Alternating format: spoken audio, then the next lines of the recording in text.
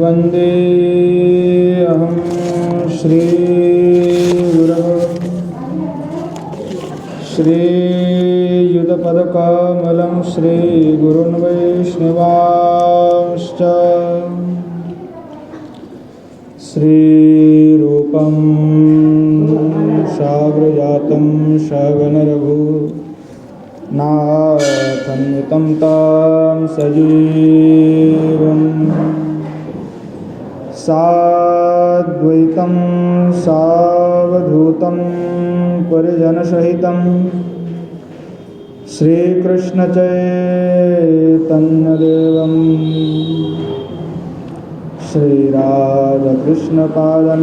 सगणललिता श्रीविशाखान्वितश्च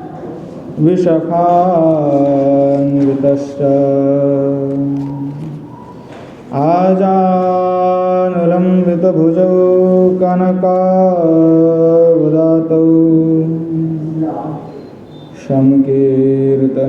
संकीर्तनैकपितरौ कमलायताक्षौ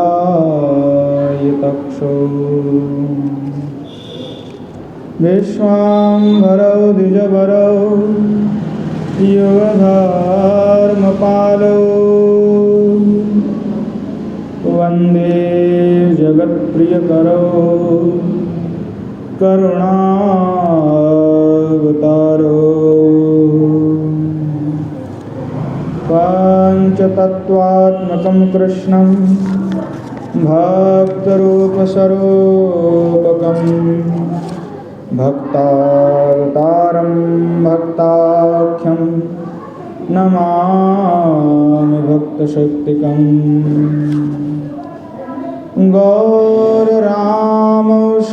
गौररामसमारम्भाम्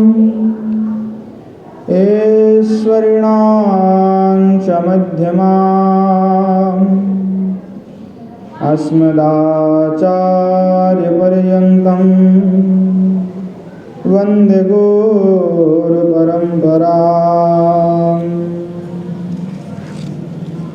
बर्हापीडं नटवरवपु कार्णयोः कर्णिकारं बिभ्रद्भासः कनककोटिशं वैजयन्तीं च मालाम्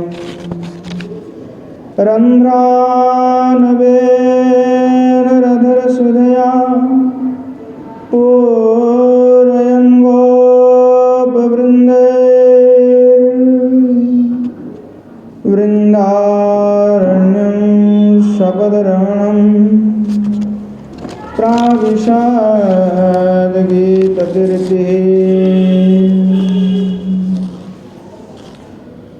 विद्युल्लता विलसिता नुपमाङ्गकान्ति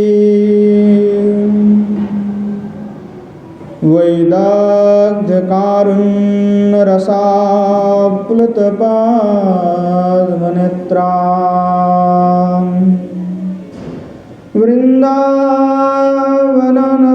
वृन्दावननवनिकुञ्ज रसैकतृष्णा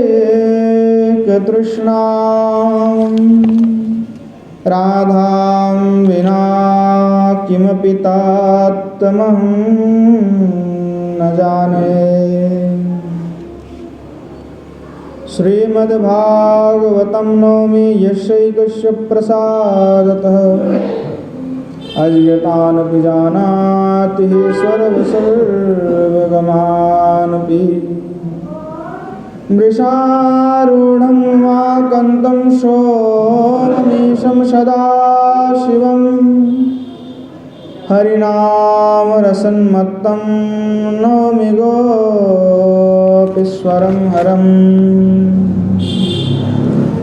श्रीरूपं साग्रजं वन्दे रघुनाथं कृपामयम् श्रीजीवं भट्टयोगं च सज्जनसुखदायकम् येषां सहजस्निग्धानां पादरेणुमभीक्ष्णसा सर्वविघ्नविनाशाय शिरसा धारयाम्यहम्। नारायणं नमस्कृत्य नरं चैव नरोत्तमं देवीं सरस्वतीं व्यासं ततो जयमुदीरये। वाञ्छकल्पतरुभ्यश्च कृपासिन्धुभ्यैव च पतितानं पावनेभ्यो वैष्णवेभ्यो नमो नमः। वृन्दायै तुलसीदेव्यै प्रियायै केशवस्य च कृष्णभक्तिप्रदे देवी सत्यवत्यै नमो नमः। चैतन्यचन्द्रचरितामृतशुद्धसिन्धु वृन्दावनीयं सुरसोन्निमग्नाः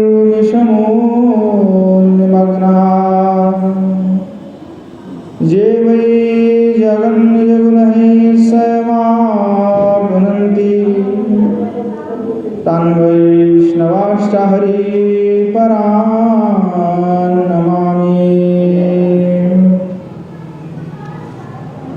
हरे कृष्ण कृष्ण कृष्ण हरे हरे, हरे राम राम राम हरे हरे। श्रीमन्महाप्रभु की जय, श्री युगल सरकार की जय, श्री कुशल बिहारी भगवान की जय। श्रीमान महाप्रभु के असीम अनुकंपा से यह दामोदर व्रत में हम सभी नित्य प्रति सत्संग का स्वादन करने का सौभाग्य प्राप्त किए हैं। श्री राधा रस सुधानिधि नामक ग्रंथ का आस्वादन हम सभी कर रहे हैं। पूर्व में हम आस्वादन कर रहे थे कि श्री गोस्वामीपाद श्री किशोर जी का चरण रेणु का महत्व का वर्णना कर रहे थे कि किशोर जी का श्री चरण रेणु का ऐसा महत्व है कि श्री भगवान भी करतल हस्तगत हो जाते हैं, वशीभूत हो जाते हैं। योगेंद्र आदि भी जिनको ढूंढ के नहीं पाते, जिसके लिए दुर्गम है, वहाँ दुर्गम श्री ठाकुर जी भी सुलभ हो जाते हैं। वहाँ एकमात्र हमारे किशोर जी की अनुकंपा से।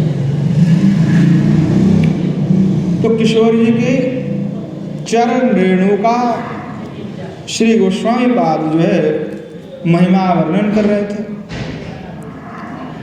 और एक ऐसा महिमा तो अपूर्व महिमा है, कोई साधारण महिमा नहीं है। किशोर जी का चरण रेणु का साधारण कोई महिमा नहीं है, अभूत महिमा है। उनकी महिमा के सामने और कोई महिमा है ही नहीं, टिकता भी नहीं है।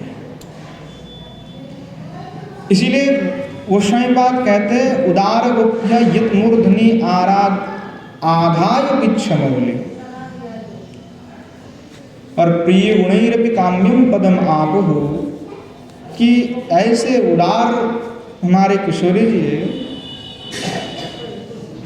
कि उनकी चरण रेणु भी इतना उदार है कि उनकी महिमा से हमें योगेंद्र दुर्गम भगवान भी सुलभ हो जाता है। तो कहते हैं किशोरी जी का चरण रेणु का इतनी महिमा क्या क्यों है, गोपियों का पद रज की महिमा इतना क्यों है।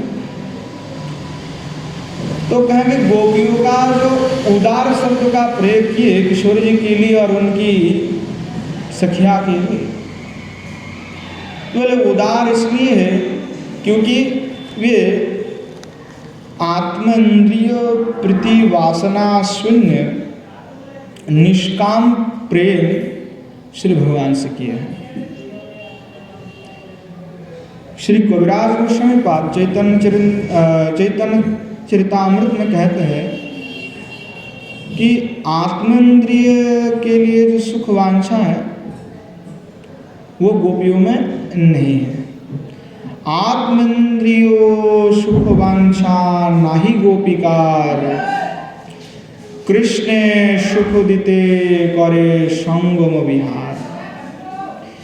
कृष्ण लागी आर सब कोरी परित्याग, कृष्ण सुख हेतु करे शुद्ध अनुराग।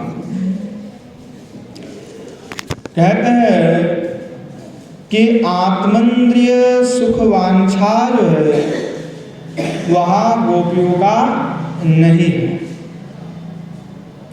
जो गोपियां हैं वो कृष्ण की सुख वांछा के लिए ही संगम विहार करते हैं।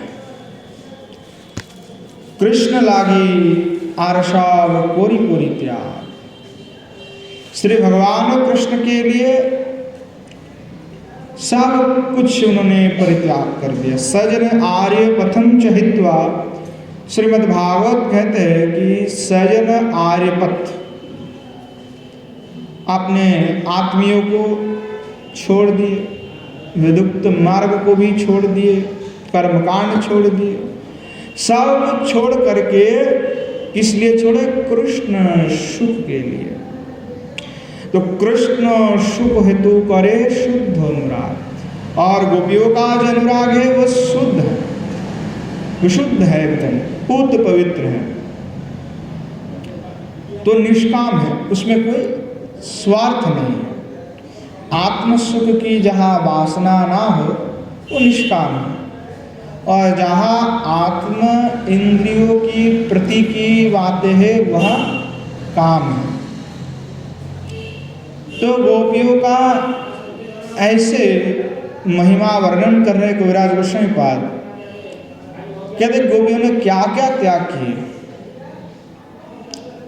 तो कविराज गोस्वामी पाद कह रहे लोक धर्म वेद धर्म देह धर्म कर्म, लज्जा धैर्य देह सुख आत्म सुख मर्म। दुस्त्यजो आर्य पथ आर निज परिजन, सजने कराए जतो ताड़न भत्सन। गोपियों ने लोक धर्म का भी त्याग किया, जो लौकिक धर्म जो है, वेदोक्त धर्म का भी परित्याग किया है, और देह धर्म का भी परित्याग किए हैं। सारे कर्मों को त्याग दिए।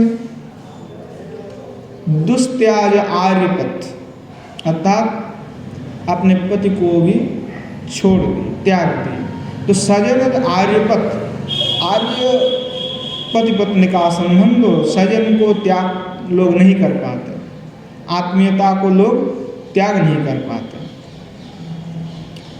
तो बोले ये आपने परिजन को भी त्याग कर दिया। बोले वेद धर्मों को क्यों त्याग कर दिया? तो वेद धर्मों का त्याग करना वो तो अपराध है, क्योंकि श्री भगवान ही कहते हैं श्रुति स्मृति मम आज्ञा, श्रुति स्मृति मेरे आज्ञा है, और जो उस आज्ञा का उल्लंघन करता है मद्विद्यशी सना वैष्णवा, वो वैष्णव नहीं है जो मेरे आज्ञा को उल्लंघन कर दे।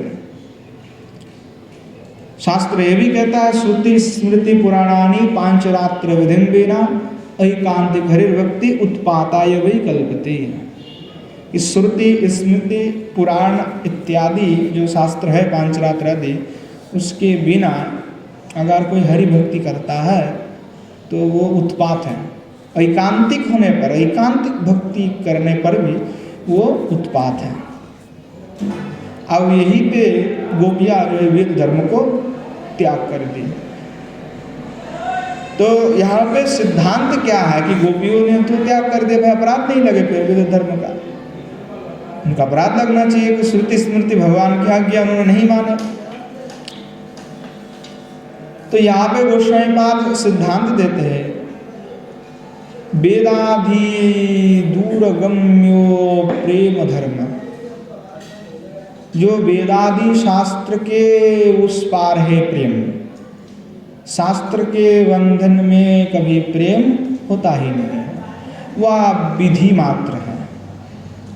इसलिए कहा वेदाधि दुर्गम्य, वेदादि शास्त्र प्रेम का प्रतिपादन नहीं कर पाते।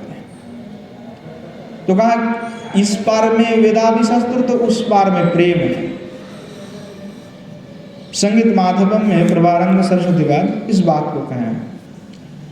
तो गोस्वामीपाद कहते हैं यहाँ पे श्री भगवान और भी कहा है कि जो सब कुछ छोड़ करके मेरा शरणागत हो जावे उसका रक्षा मैं ही करता हूँ। यहाँ सब कुछ छोड़ दिया और मेरे शरणगत कोई हो जाएगा तो उसको फल देने वाला भी कौन है? मैं ही फल देने वाला हूँ। तो गोपियों का प्रेम कैसा है? विशुद्ध है, विशुद्ध प्रेम है और एकदम शरणागत है, पूर्णतः निष्काम प्रेम है, पूर्ण है, कोई थोड़ा बहुत बचा नहीं है दर विषय के प्रति। तो इसलिए क्या है, आत्मेंद्र के लिए भी नहीं है। इसलिए पूर्ण रूप से भगवान के प्रति समर्पण होने के कारण फल देने वाला कौन है? भगवान है। तो भगवान कहते तब जो सब कुछ छोड़ करके मेरा शरणागत हो ही गया तो फल देने वाला भी मैं हूँ, शास्त्र भी मैं ही निर्माण किया, तो आपत्ति मुझे कुछ नहीं है। तो ऐसे अगर विशुद्ध प्रेम होता है किसी का, तब वो श्रुति स्मृति पुराण को त्याग करके भी चले तो कोई फर्क उससे नहीं पड़ता, भगवत प्राप्ति उसके लिए बाधक नहीं बनते। पर अगर वैसे अधिकारी ना होकर के अगर वैसे करने जाएगा तब पतित हो जाएगा। अगर विशुद्ध प्रेम नहीं है और फिर कहे कि हम भी वैसे करेंगे गोपियों जैसा, तो फिर संभव नहीं है।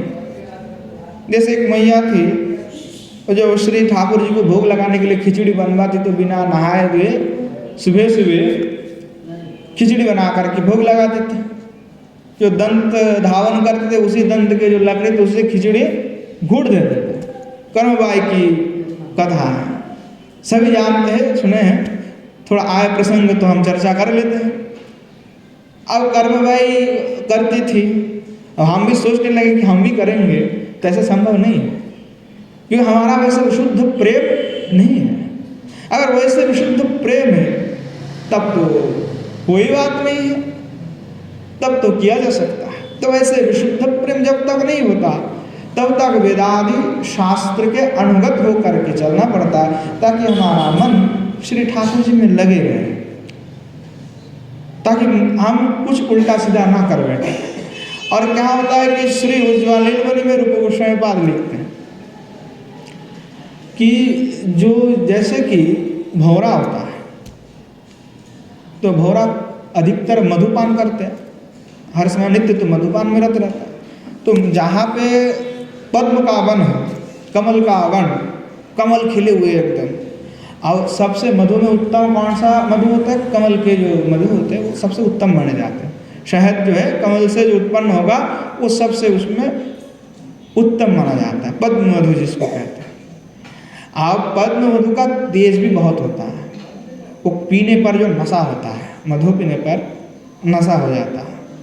देखिएगा ज़्यादा अगर डुप्लीकेट वाला बाजार वाले मधु से तो कुछ होगा नहीं, क्योंकि उसमें सब मिक्सिंग है। जो एकदम ओरिजिनल शहद है उसका थोड़ा सा खा लेंगे तो गला में ना जलन होने लगता है, और थोड़ा सा ज़्यादा खाएंगे तो आपको नशा होगा और नींद आएगा बहुत, तो नींद आ जाता है, उससे नशा हो जाता है थोड़ा थोड़ा। तो कमल के वन है और उसमें भौरा गया, और भौरा जा करके कमल का मधुपान करने लगे। अब भाई कमल का मधु छोटा सा जीव है और वो तो मधु संग्रह करता है, तो मधु का चलो पान किया और पान करके उसको नशा हो गया।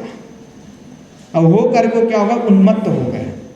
अब उन्मत्त होकर के कमल के वन में सो गया, और कभी पंख फड़फड़ाने लगे तो कभी उधर जाता है तो कभी इधर जाता है, कोई पता नहीं कहाँ पे वो सो रहा है, कहाँ पे क्या कर रहा है, कहाँ उड़ के जा रहा है, कोई ठिकाना नहीं है, क्योंकि वो नशे में है अभी।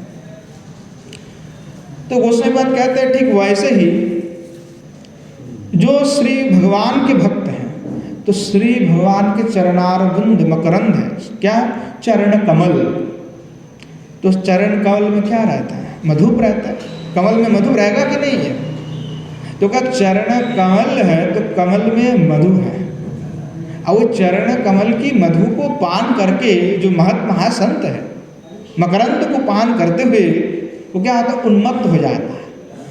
और उन्मत्त हो जाता है, उसको संसार का कोई अता पता रहता नहीं है। अब जब संसार की कोई अता पता नहीं है तो क्या शास्त्र है, क्या धर्म है, क्या नियम है, उसके लिए कुछ भी लागू नहीं होता है। वो तो प्रेम में रस में डूब गया, वो नशे में है। इसलिए कहा ऐसे व्यक्तियों का कभी भी मार्ग को स्वयं अपनाना नहीं चाहिए कि हमारा ये मार्ग हो जाए। जब वो ऑटोमेटिकली हो जाता है, व्यक्ति जब उस मकरंद का पान करने लगता है तो स्वाभाविक ही वैसे हो जाता है। ऐसा कोई चाहेगा कि मैं ऐसा बन जाऊंगा तो वह संभव ही नहीं हो पाता। जब तक मकरंद ना मिले, मकरंद का जब पान नहीं होगा मधु का, तब तक नशा होगा नहीं। तो वो श्री भगवत चरणारविंद का जो मधु है उसका पान करके संत जो है उन्मत्त हो जाते हैं।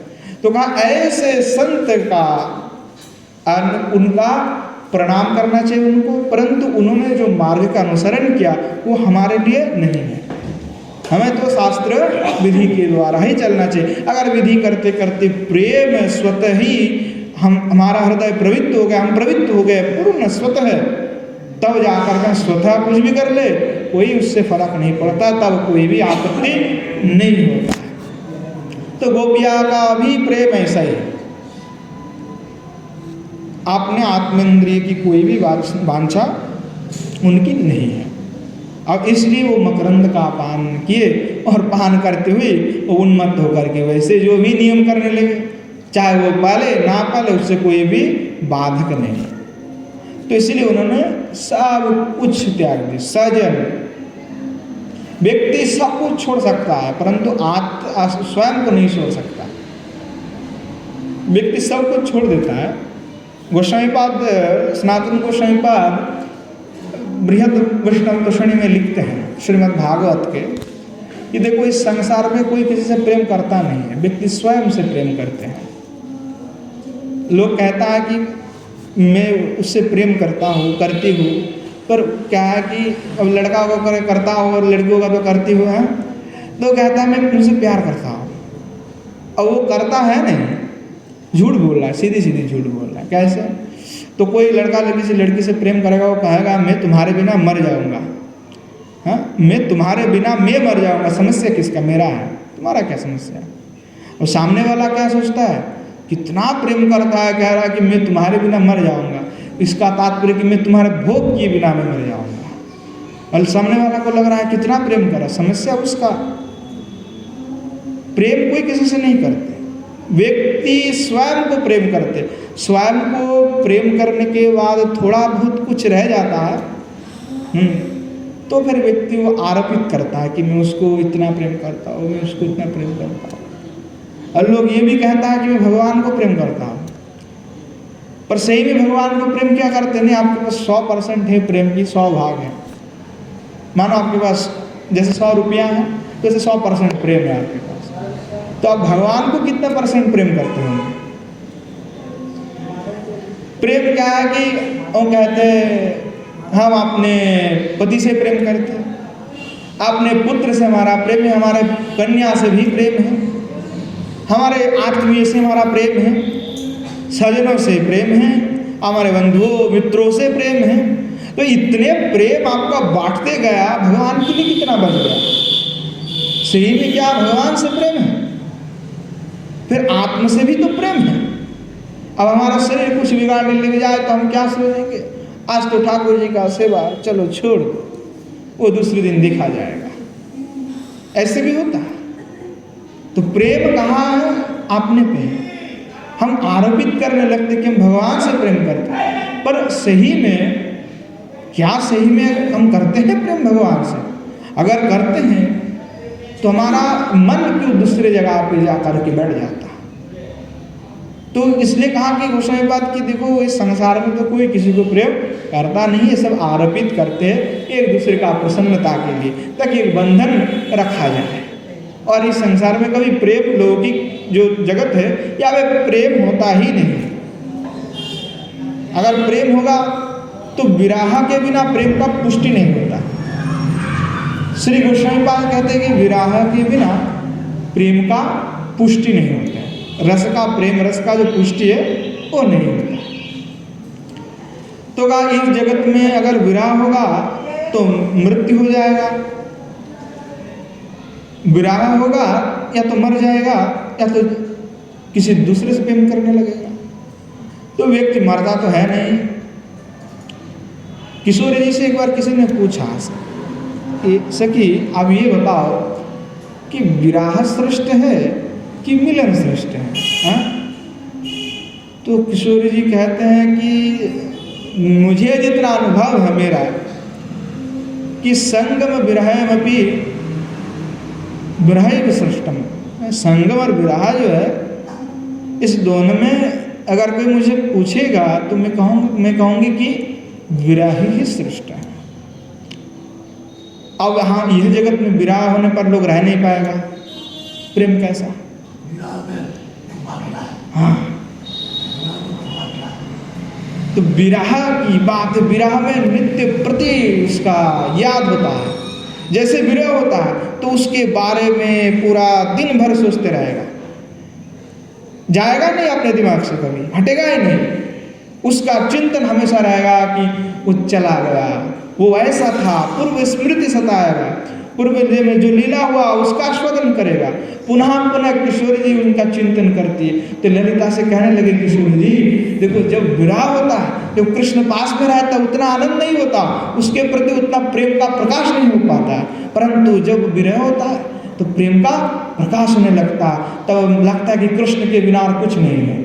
और जब रहता है तब तो कोई उतना अनुभव नहीं होता, जब पास में रहता है तब उतना प्रेम नहीं होता, जब दूर चले जाता है तब प्रेम होता है। तब लगता है अब वेदना हो रहा है, यंत्रणा हो रहा है, तड़प रही हूँ मैं, क्या करूँ? तो मुझे अगर कोई पूछेगा तो मैं कहूँगा कि विरह ही श्रेष्ठ है, विरह से और कुछ श्रेष्ठ नहीं, मिलन से तो विरह श्रेष्ठ है। तो सारे गोस्वामी पाद भी इस पर बहुत सुंदर टीका लगे कि विरह क्यों श्रेष्ठ है। और किशोर जी की वाक्य के ऊपर और क्या वाक्य हो सकता है? तो गोपियों का प्रेम ऐसा ही है, अद्भुत है। वो आप लेवल में सोचते ही नहीं, वहाँ पे तो काम का गंध मात्र नहीं। इसीलिए भागवत में गोपियों ने गोपी गीत के अंत में क्या कहा? यत्ते सुजात चरणाम गुरुहं स्तनेषु भीता स्वनहि प्रिय दधिमहि कर कुशेषु तेनाटवीमटसि तद्व्याथते न किंचित् कुरूपादिभिर्भ्रमतिधिर्भवदायुषं नः। क्या कहे कि जो रास में श्री भगवान का अंतर्धन हो गया तो उनकी अंतर्धन होने पर उनकी विरह कतरा ब्रज सुंदरिया क्या बोले कि हे प्रिय,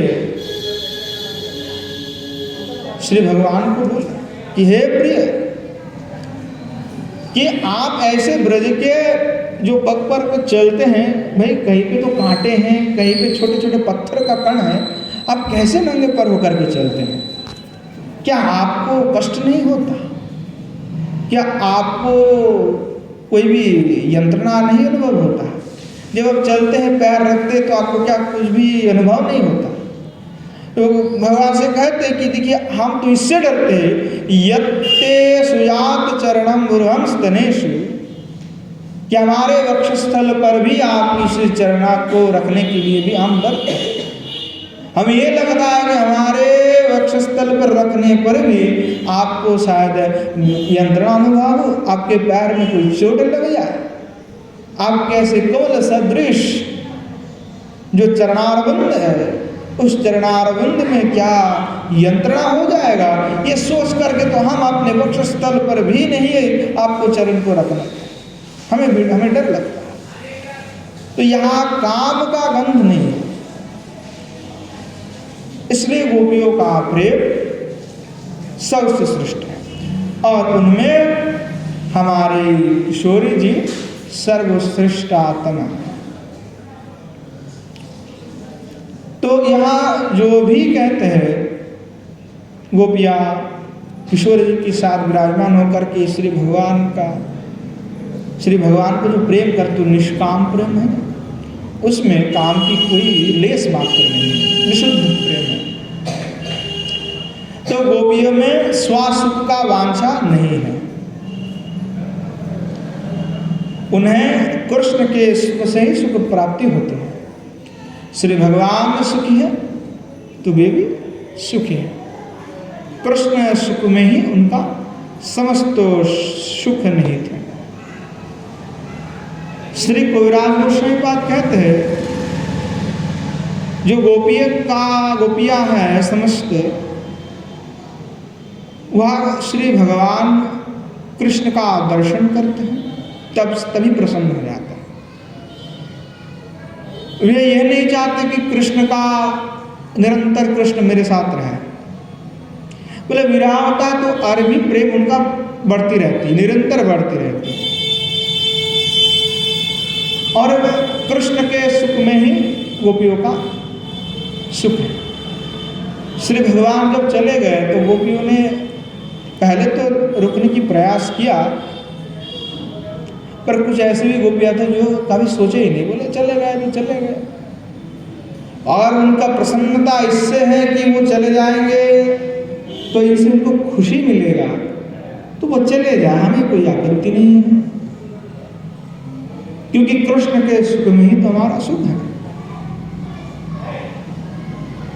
अगर वो जाकर के खुश हैं तो वहीं से ही हम स्वीकार कर लेते हैं, हमें कोई आपत्ति नहीं है,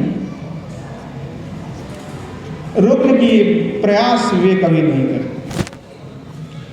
तो ये क्या है, तो क्या निरुपाधि प्रेम जहाँ तहाँ यही रीति, और जहाँ निरुपाधि प्रेम हो, उपाधि रहित जहाँ प्रेम हो, वह ऐसा ही होता है कि जिस प्रीति विषय सुखे आश्रय रीति। तो क्या होता है कि जिसको हम प्रेम करते हैं, कृष्ण को हम प्रेम करते हैं, तो कृष्ण के सुख में हमारा सुख है, उनके दुख में हमारा दुख है, तो इसलिए वो निरुपाधि प्रेम है।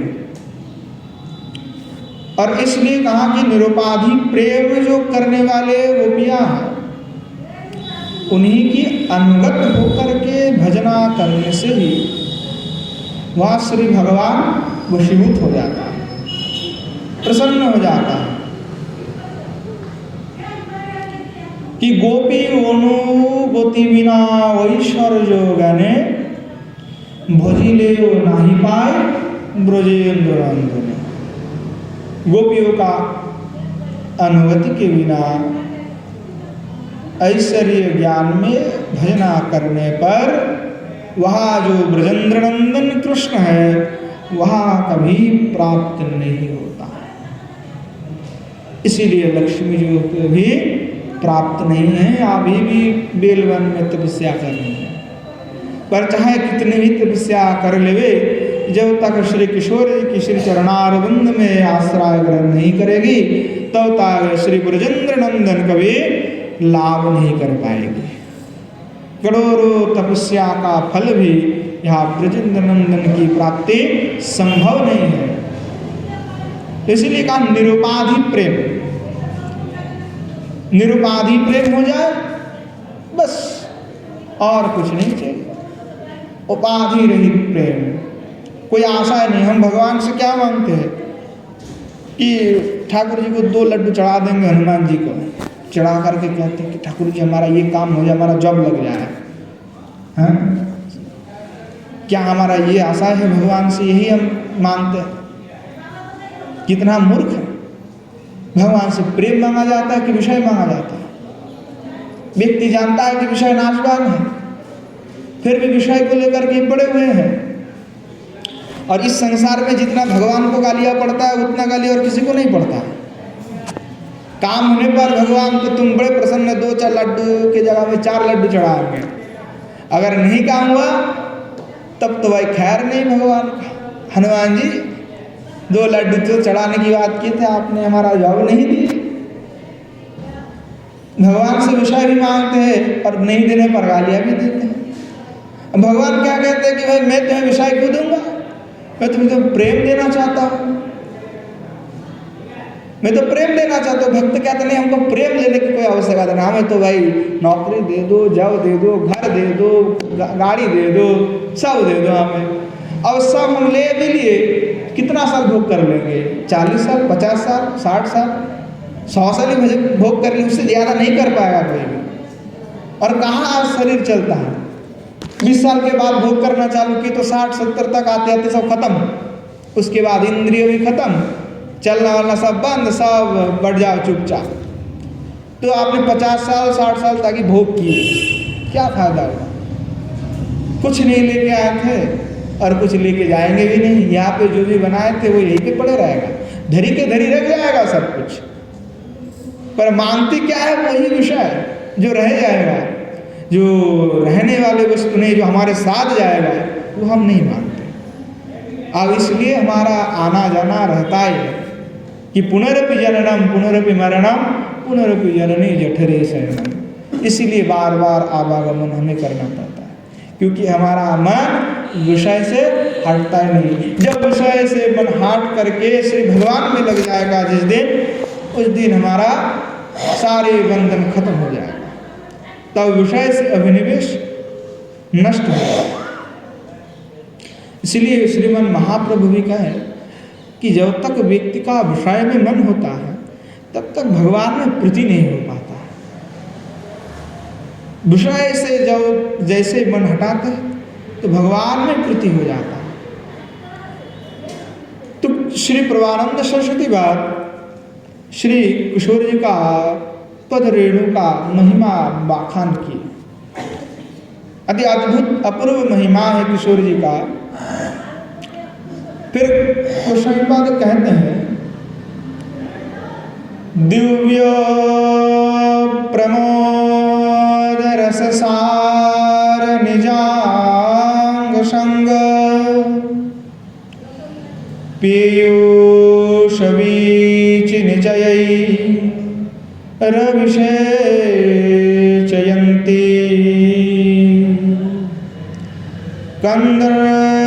कंदर्पकोटि शरमूर्छितनंद सोनो संजीवनि जयति कापि निकुंज देवी। श्री गोस्वामीपाद कह रहे हैं कि दिव्य प्रमोद रससार निजांग संगम की जो दिव्य आनंद रससार और निज अंग पीयूष वीचि निचय विशेषयन्ति कि निजांग संग सुधा तरंग समूह के द्वारा सर्वतो प्रकार से सर्वतो भाव से अभिषिक्त है। वो कौन है? तो हमारे किशोर जी हैं। तो कहें ऐसे श्री किशोर जी जब श्री ठाकुर जी कंदर्प कोटि सर मूर्छित, बोले कोटि कंदर्प के स्वर से, अर्थात कंदर्प मदन जो देव अर्थात कामदेव बाण मारे हैं। कैसा? तो बड़े करोड़ों बाण मार दिए श्री भगवान, कोटि बाण मार दिए। तो उससे क्या हुआ? भगवान बोले कंदर्प सरो, और बाण मारा है तो क्या होगा? मूर्छित हो गए भगवान। किससे? श्री किशोर जी के विरह रूपी से, उसी को ही जो है कंदर्प कोटि काम स्वरूप बताया है। तो बोले ऐसे व्यथित होकर के जब श्री भगवान नंद सूर्य जो नंद का पुत्र जो मूर्छित हो जाते हैं तो उसको संजीवित अर्थात पुनः जीवित करने के लिए, जगाने के लिए कोई एक अनिर्वचनीय निकुंज देवी विराजमान है और मैं उस निकुंज देवी का जय जय करता हूं कि उस निकुंज देवी का जय हो जय हो जय हो। तो श्री गोस्वामी पाद जो किशोर जी की जय दे रहा है। पहले तो 5 श्लोक में पहले महाप्रभु का वंदना किए, फिर 4 और श्लोक में चरण रेणु का स्मरण किया, क्योंकि पहले तो श्री चरण को स्पर्श किया जाता है। व्यक्ति का किसी को मस्तक में थोड़ी प्रणाम किया जाता है, पहले जाकर के उनके श्री चरणारविंद को प्रणाम किया जाता है। तो गोस्वामी पाद पहले श्री चरणारविंद का वंदना करते हैं, अनुस्मरण करते हैं। तो यहाँ गोस्वामी पाद श्री समझ रहे हैं कि किशोर जी की कृपा से ही चरण रेणु का जो स्मरण किए, बोले किशोर जी की चरण रेणु की कृपा से ही मुझे यह सिद्ध देह प्राप्त हुआ। सिद्ध देह तत्मंजरी स्वरूप में उनका सिद्ध स्वरूप जो है, उस सिद्ध स्वरूप कैसे प्राप्त हुआ? तो किशोर जी की कृपा से। तो मधुरदास से है, और कैसा मधुरदास से है कि साधक देह में तो अभी पुरुष रूप में विराजमान है, परंतु सिद्ध स्वरूप में अभी मंजरी स्वरूप में विराजावती है। तो उस स्वरूप में श्री गोस्वामी पाद वर्णना कर रहे हैं कि किशोर जी की चरण रेणु के कृपा से मुझे श्री ठाकुर जी का भी दर्शन लाभ हुआ। तो जैसे हम कह रहे थे कि श्री सभी लोगों का जो आत्म पे सबसे ज़्यादा प्रेम होता है, व्यक्ति सब कुछ छोड़ देता है पर आत्म स्वयं को नहीं छोड़ पाता। बड़े ही प्रयास करते व्यक्ति ने छोड़ पाते, पर देखो यहाँ पे ऐसा अद्भुत भाव है हमारे गोस्वामियों का कि स्वयं की जो अहंकार है, उस अहंकार को भगवत प्राप्ति के लिए लेके गए। और कैसा अहंकार? तो स्वयं को मंजूरी समझने की जो अहंकार है कि मैं मंजरी हूँ किशोर जी का दासी, अहंकार है वो, मैं किशोर जी का दासी हूँ, अहंकार नहीं है, स्वाभिमान नहीं है, कट्टर अभिमान है। पर वो अभिमान भगवान के लिए है, किशोर जी की दास्यता के लिए है। इसीलिए वो अभिमान संसार बंधन का कारण ना हो करके संसार का मुक्ति का कारण बन जाता है। मनुष्य का मन ही संसार का बंधन और मुक्ति का कारण है। व्यक्ति स्वयं अहंकार करेगा कि मैं हूँ और ये संसार है, और इस संसार में स्वयं अभिनिवेश करेगा तब फंसेगा। अगर वही अभिनिवेश वह श्री भगवान के प्रति कर देगा तो फिर भगवान मिल जाएगा। जैसे दोनों तरफ 2 पेड़ है, अब एक ड्रेन से हम जल दे रहे हैं, तो पाइप से ही मानो जल दे रहे हैं, तो कभी इस पेड़ में देना है तो इस पेड़ में मोड़ देंगे, और उस पेड़ में देना है तो उस पेड़ में मोड़ देंगे। अब जिसमें मोड़ देंगे उसमें तो जल जाएगा। तो मानो इधर संसार है और इधर किशोरी जी है, तो भाई वो तो अपने हाथ पे है कि मन को किधर आप मोड़ोगे। ये तो ना किशोरी जी कहेंगे ना संसार कहेगा, वो अपने ऊपर विचार है कि मैं किस तरफ मन को मोड़ना चाहता।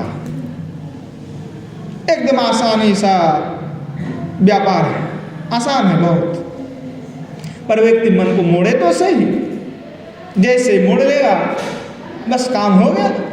तो इसलिए कहा कि देखो कि साधक का देहाभिमान होना अच्छी बात है, और वो अभिमान किशोर जी के लिए हो तो बोले बहुत अच्छा है। श्री विश्वनाथ चक्रवर्ती पाद माधुर्य कादम्बिनी के 7th वृष्टि में जो साधक दशा की भाव का वर्णन करते हुए लिखे कि आहंता चा प्रस्य माने सेवायोपयोगी जो है सिद्ध देह प्रविशंति भाव साधक शरीरम प्राय जहातीव विराजते ममता तच्चरणारविंद मकरंद मधुकरी भवितुम उपक्रमेति।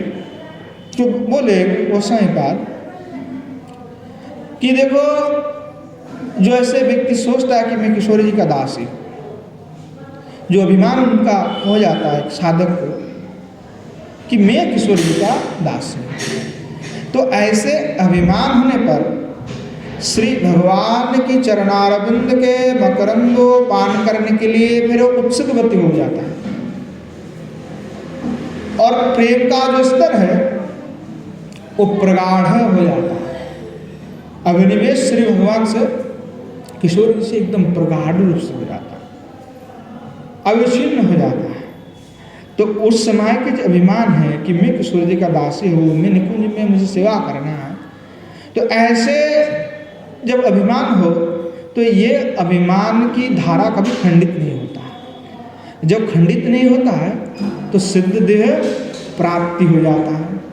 तो जीवन मुक्ति का कारण जो व्यक्ति का अभिमान है कि मैं राधा किंकरी हूँ, राधा मंजरी हूँ, वैसे अभिमान, ऐसे भाव की जो परिपाटी पूर्ण रूप से अभिमान होना पड़ेगा। नहीं मैं आधा किशोर जी का दासी और आधा संसारी, तो फिर काम नहीं बनेगा। अगर हो तो पूरा और नहीं हो तो कुछ नहीं, फिर नहीं तो बीच में फंस जाएगा, और बीच में फंस जाएगा तो कैसे होगा, पीस जाएगा पूरा एकदम। जैसे पहले होता था ना चक्की, पहले अब तो इलेक्ट्रिक वाला चक्की होता है, अभी पहले क्या होता था, चक्की होता है पत्थर वाला, तो नीचे एक रहता, उसके ऊपर एक रहता था, तो ऊपर वाले में दो छेद रहता है, घुमाने वाला और एक में जो डालने वाला।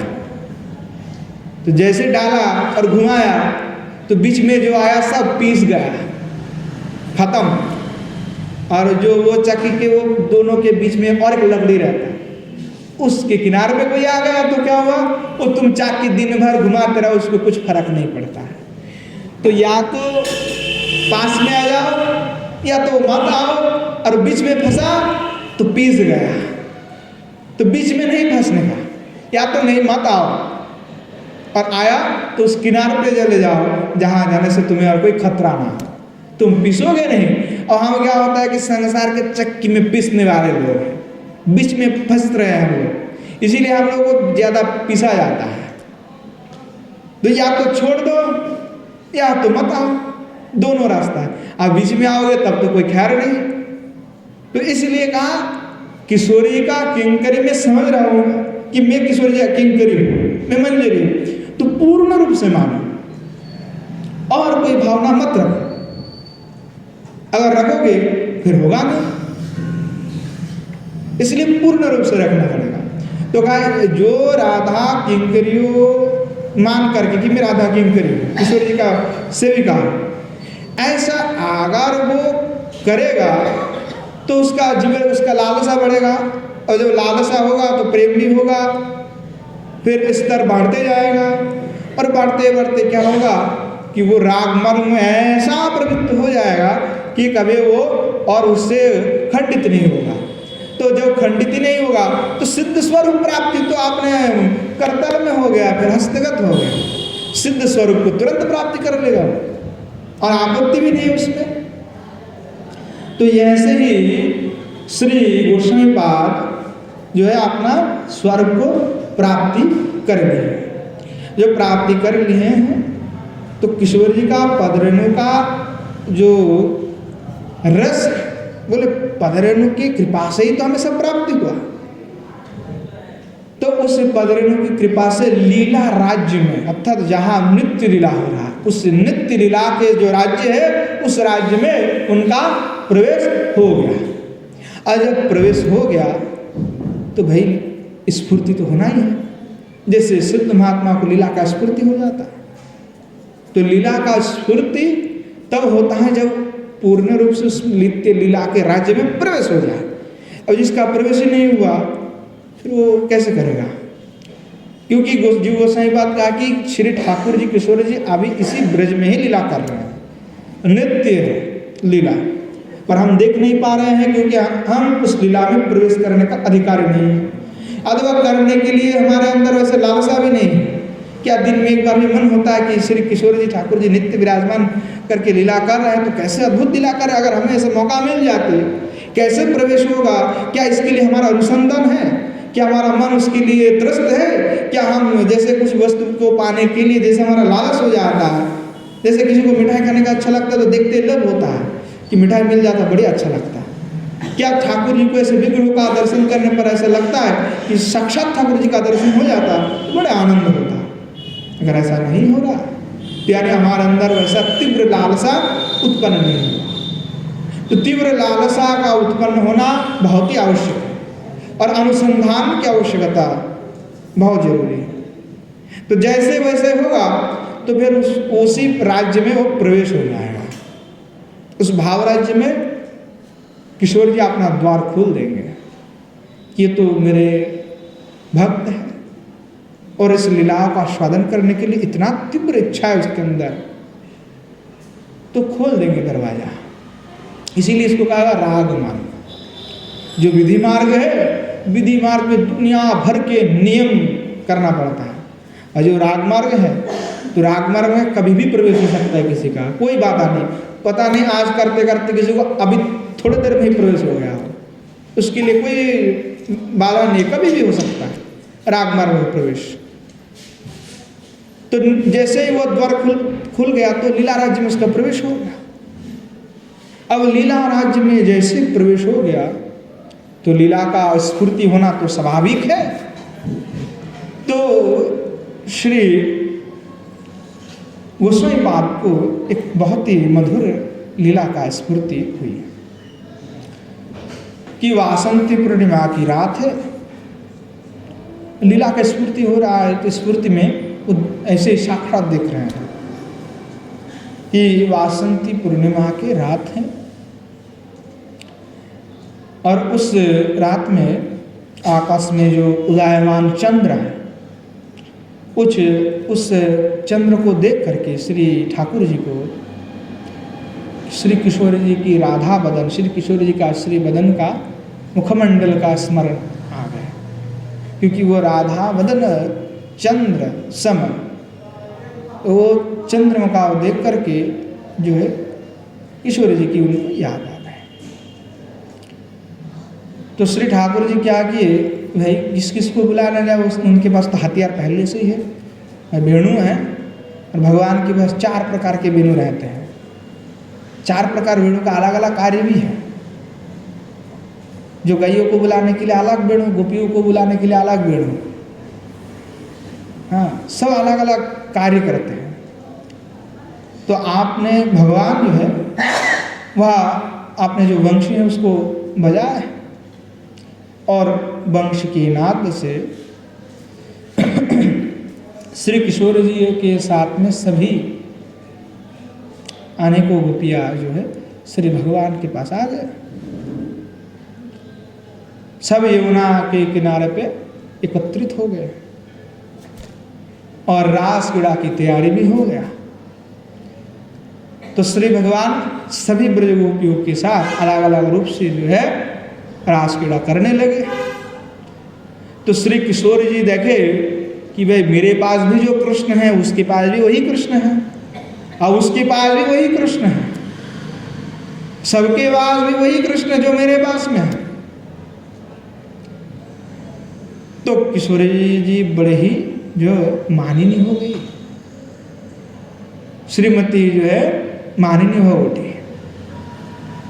तो कविराज गोस्वामी पाद बड़े सुंदर से लिखते हैं कि साधारण प्रेम देखी सर्वत्र समता, राधार कुटिल प्रेमे होइल बामता। श्री किशोरी जी हमारे जैसे ही देखी कि ये तो कृष्ण हमारे सबके साथ विराजमान है, सबके साथ ही रास कर रहे हैं, तो किशोर जी का मन संतुष्ट नहीं हुई और वे मानिनी हो गई। और मानिनी हो गई तो क्या हो गया, बोले क्रोध हो गई, उत्पन्न हो गई क्रोध। क्रोध कोरी रास छाड़ी ग्याला मान कोरी, तोरी ना देखिया व्याकुल होइला श्री हो। और कह रहे कि किशोर जी की जो है क्रोध आ गई। अब जैसे क्रोध आई तो रास को छोड़ करके श्री किशोर जी मान करके वहां से चली गई। अब जैसे चली गई तो श्री भगवान इधर देखे तो है नहीं वह, क्योंकि भगवान अनेक रूप में विराजमान कर रहे थे सबके साथ रास। अब जैसे देखे किशोर जी कहाँ है, तो है ही नहीं, जो है नहीं हो क्या करे श्री भगवान का, तो आनंद ही होता है वह, तो किशोर जी के बिना आनंद ही नहीं है उनका। तो श्री भगवान इधर उधर ढूंढने लगे कि कहाँ गए कहाँ गई। इतस्ततो भ्रमिका राधा ना पाइया विषाद करण कामवाणी खिन्न हुआ। आओ श्री भगवान इधर उधर ढूंढ रहे कि किशोर जी कहाँ गए, किशोर जी कहाँ गए। अब भगवान को विषाद हो रहा है, विषाद यंत्रणा हो रहा है, व्याथा, और व्याथा हो करके श्री भगवान खिन्न हो गए, एकदम मूड खराब हो गया भगवान। अब भगवान रोने लगे कि क्या करो, हाँ अब व्यथा यंत्रणा होगा हृदय पे तो भाई स्वाभाविक बात है, व्यक्ति रोएगा ना।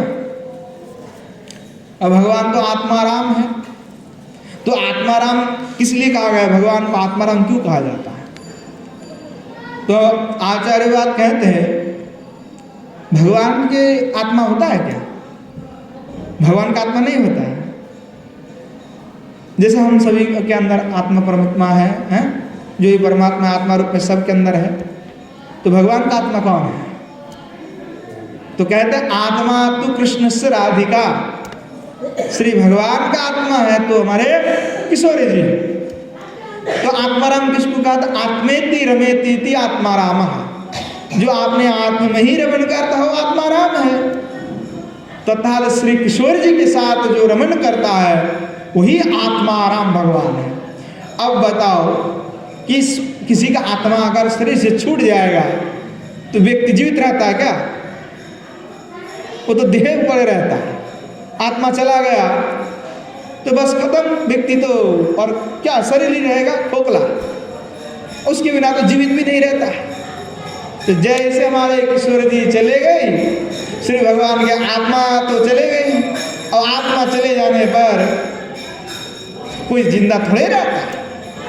अब हमारे भगवान भी सोचे कि हमारा तो आत्मा ही चले गए, अब हम यहाँ में क्या करें। तब वो जो है रोने लगे, खिन्न हो गए भगवान, क्योंकि शतो कोटि गोपिते नहे काम निर्वापन इहाते हो अनुमानी श्री राधा रो, कि शतों कोटि गोपियों में भी श्री भगवान का काम निर्वापन नहीं हुआ। जो प्रेम है, जो सुख है, वो भगवान को प्राप्त नहीं हो रहा है। शतों कोटि गोपियां, एक दो गोपी नहीं, शत कोटि गोपी। अब भगवत धाम में कहीं कह सकता नहीं है कैसे है भाई, थोड़ा सा ही तो हमने देखा जा रहा है, यहाँ पे कैसे 7 कोटि गोपी आएगा, तो 50 लोग मुश्किल से आएगा। धाम है तो कभी भी विस्तार हो सकता है और कभी भी संकुचित हो सकता है। बृहद भगवतामृत में तो यह कहा गया ये वृंदावन जो है ब्रह्मा की सृष्टि है ही नहीं। ब्रह्मा जी से एक बार पूछा गया, भक्ति रसामृत सिंधु में गोस्वामी पद लिखे, तो ब्रह्मा जी कहते हैं कि मुझे वृंदावन थोड़ा दिखाई नहीं पड़ता है, कभी भी मैं देख सकता है और कभी भी गायब हो जाता है। बोले क्यों, आपने सृष्टि नहीं किया। बोले नहीं नहीं, मैं तो इसका सृष्टि करता नहीं हूँ। वो जो साक्षात गोलोक के है ना, वो उठ कर के जा रहा है, वो उधर का इधर आ गया, वो कोई अलग से हमने नहीं बना है, इसीलिए वो पृथ्वी से भी अलग है। यह सब अपराकृत है, सब कुछ अपराकृत है, यह सब कल्प वृक्ष की भांति है।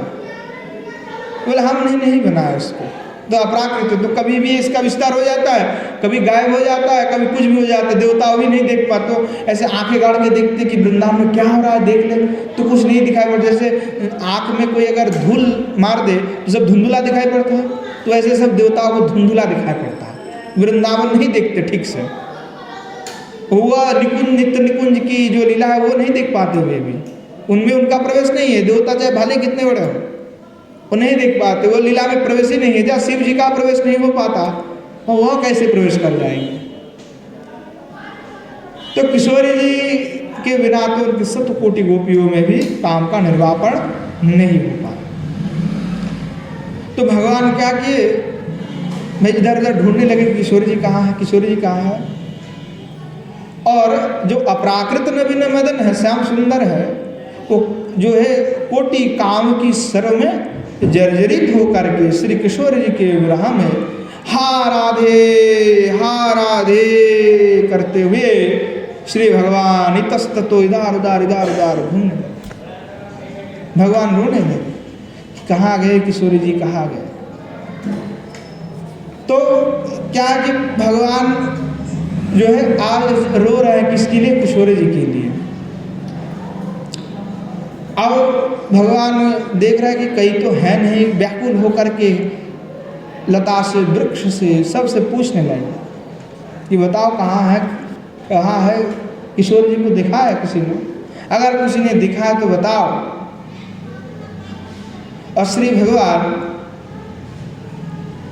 जब इधर उधर ढूंढ रहे रोते रोते श्री भगवान कभी तो मूर्छित होकर के गिर पड़ते हैं और मूर्छित होकर के गिर पड़ के थोड़ी देर में फिर जाग जाते हैं। जाग करके फिर हा राधे करके फिर श्री भगवान ढूंढते हैं कि कहाँ गए। तो ऐसे बार बार श्री भगवान मूर्छित होकर के गिर पड़ रहे हैं। अब ऐसी जो अवस्था है, ये अवस्था श्री किशोर जी को जाकर के किसी ने बताया कि जो आपकी श्री भगवान हैं, जो कृष्ण हैं, आपकी व्याथा में इतने व्याथित हुए हैं, वे मूर्छित होकर के पड़े हुए हैं, मूर्छित होकर के वे पड़े हुए हैं। आप जाकर के उनको सत्कार करिए, आपके बिना वे जीवित नहीं रह पाएंगे। तो श्री किशोरी जी अभिमान से भरी हुई थी, पर किशोरी जी जैसे ये बात सुनी तो किशोरी जी ऐसे उदार व्यक्ति हैं, तुरंत चल पड़ी और जैसे ही श्री भगवान को देखा कि श्री भगवान एक कदम्ब वृक्ष के नीचे मूर्छित दशा में पड़े हुए एकदम।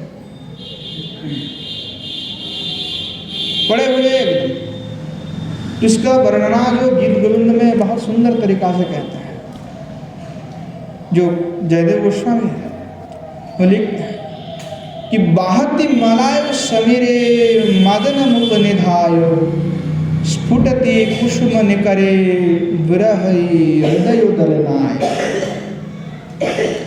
सखी है सीदति तब वीर है बनमाली दाहति शिशिर मयुखे मरण मनु करोति।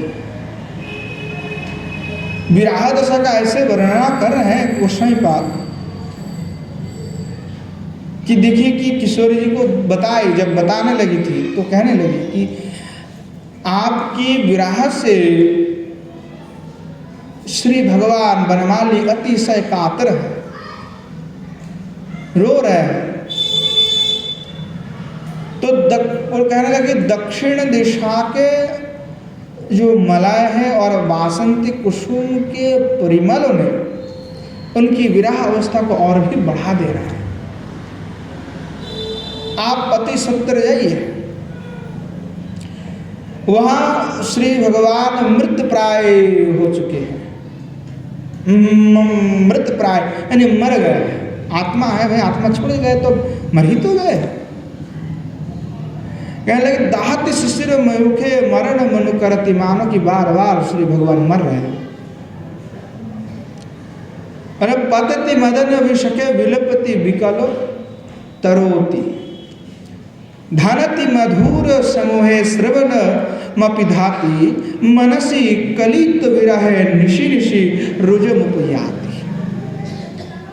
कहने लगे बार बार श्री भगवान गिर रहे हैं, हाँ राधे कह पुकार रहे हैं और बार बार वे मूर्छित होकर के गिर पड़ रहे हैं। और कौन कि जैसे भौराव को गुंजन हो रहा है, तो भौराव को गुंजन से भगवान का विरह और भी बढ़ रहा है।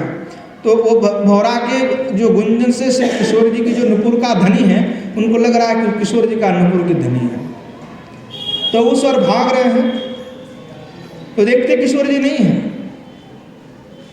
तो तब क्या करते, तो बोले आपने दोनों कान को श्री भगवान ऐसे पकड़ लिए कि उसमें भौरा का आवाज और हमें ना सुनाई पड़े।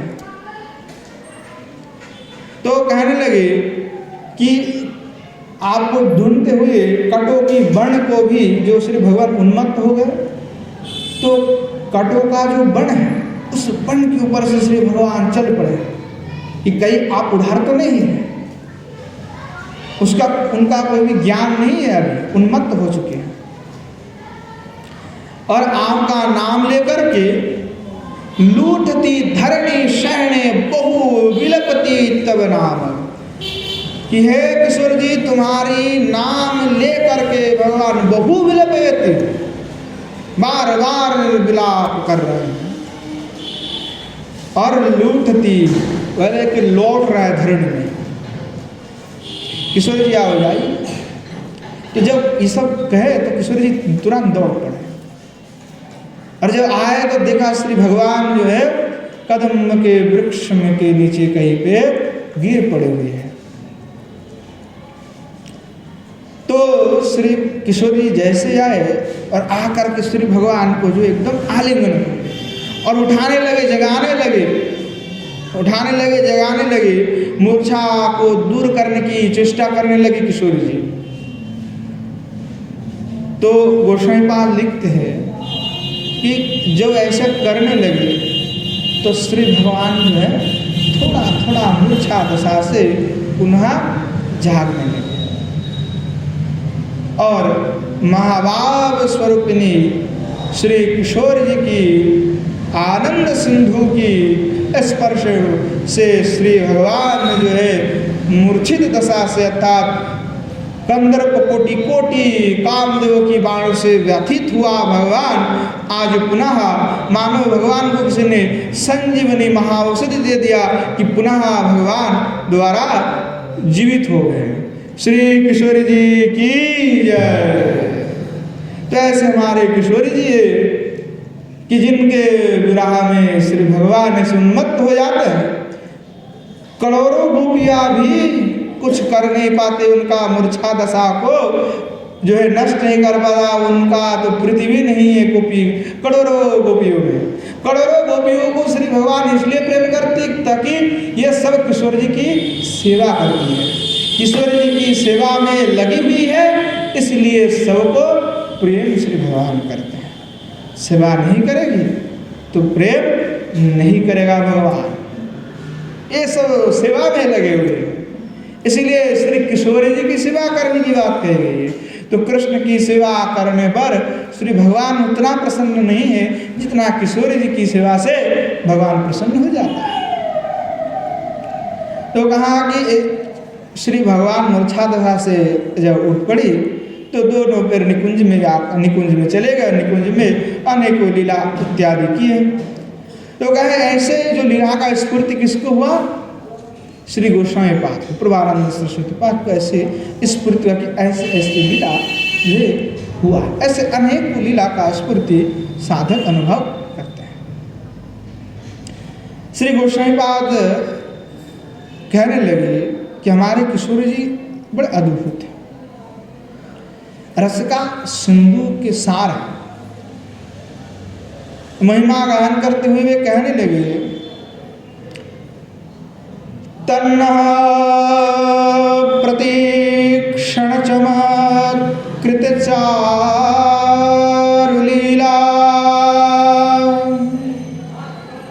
लावण्य मोहन महामधुरांग भंगी राधाननं हि मधुरांग कला निधान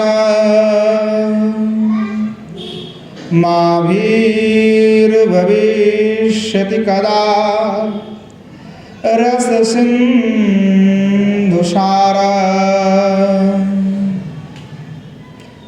श्री गोस्वामीपाद कहने लगे कि तत् अर्थात किसका? श्री कृष्णस्य।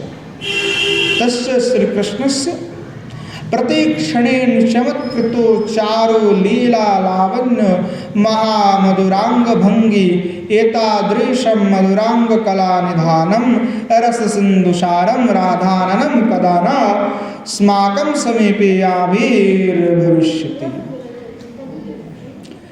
कि श्री कृष्ण का दर्शन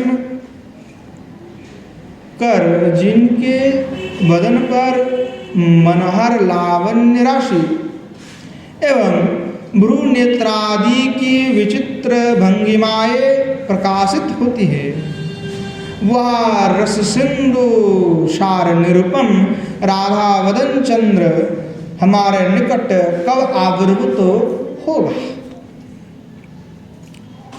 हमारे निकट कब वह किशोरी जी आविर्भूत होगा? श्री भगवान कृष्ण का जैसे दर्शन वे करते हैं तो दर्शन करने मात्र से ही मनहर लीला लावण्य राशि और उनका भ्रू भंगिमा विचित्र हो जाते। किसका? किशोरी जी। बोले कि किशोरी जी ऐसे अद्भुत प्रेम के अधिकारी नहीं है कि उनका एक बिंदु भी किसी को प्राप्त हो जाए तो वहाँ ब्रह्मानंद आदि को भूल जाता है। तो प्रेम सिंधु के निकट में ब्रह्मानंद के आनंद टिकता नहीं। ऐसे अनुपम प्रेम है। श्री गोसाई पाद कहने लगे कि श्री किशोरी जी का मनोहर लावण्य राशि ऐसा अद्भुत है। श्री भगवान जब श्री किशोर जी की श्री मुखारविंद को देखते तो देखते ही रह जाते। एक बार देखा तो वैसे ही देखते रह गए भगवान और दूसरी तरफ उनका नजर नहीं जाते। और जो नीलमणि में श्री गोस्वामीपाद वर्णना करते हैं कि श्री भगवान ऐसे बार बार देखते रहते कि किशोर जी को कब देखे, किशोर जी को कब देखे। उनके श्री मुखारविंद का दर्शन करते श्री भगवान कृतकृत्य हो जाते हैं। तो एक बार ऐसा हुआ श्री भगवान के किस प्रकार से किशोर जी का मुखारविंद को दर्शन करने के लिए एकदम पागल हो जाते हैं, उसका वर्णना कर रहे हैं गोस्वामीपाद कि बहुत दिन हो गया श्री भगवान जो है किशोर जी का दर्शन नहीं किया। तो श्री भगवान जो है किशोर जी को दर्शन करने के लिए वो रोज गिरिराज के ऊपर चढ़ जाते हैं। गिरिराज जी के ऊपर चढ़ जाते और वो सबसे उच्च जो शिखर है उस शिखर से जो है किशोर जी को देखने लगते थे। इतना दूरदृष्टि संपन्न है कि वहीं से देखते थे। ऐसा अद्भुत श्री भगवान। तो कैसे बोले, तपती हुई जो जब ग्रीष्म का काल हो, सूर्य एकदम पूर्ण रूप से ताप प्रदान कर रहा है तो पत्थर कितना गर्म होता है, पैर रखा थोड़े जाता है। फिर भी भगवान चढ़ जाते गिरिराज जी को और चढ़ करके श्री किशोर जी का दर्शन करते थे। ऐसे लावण्य राशि है हमारे किशोर जी का। अद्भुत लावण्य राशि का दर्शन के लिए श्री भगवान भी वैसे तपती धूप में भी वो खड़ा होकर के दर्शन करने लगती। वही से तो कहा कि ऐसे श्री किशोर जी अद्भुत हैं कि मुक्ता फलेषु छायास तरलत्तमिवांतरम प्रतिभाति यदंगेषु लावण्याम तदयोच्यते। जैसे कि मुक्ता के भीतर से जैसे एक प्रकार की कांति छटा जो है छिटकती है, तो उसी पूरा मुक्ता में उसके हर अंग में ही तो ऐसा जो उज्ज्वलता छिटकती है। ठीक वैसे ही किशोर जी में है। तो ये क्या है, कहते कि लावण्यता पूरा संपूर्ण में, चाहे आप मोती को तोड़ दो तो वो जैसा कि वैसा ही तो रहता है ना। उसका जो छटा है वो तो कम नहीं होता। भले अब तोड़ दो, पहले गोल था अब टूटा हुआ है, पर जैसा था मोती उसे तो मोती का टुकड़ा ही कहा जाएगा। तो क्या है, वो अद्भुत जो छटा होता है उसका, तो वो छटा को कहा गया कि लावण्यता। तो तो ऐसे किशोर जी का लावण्य था।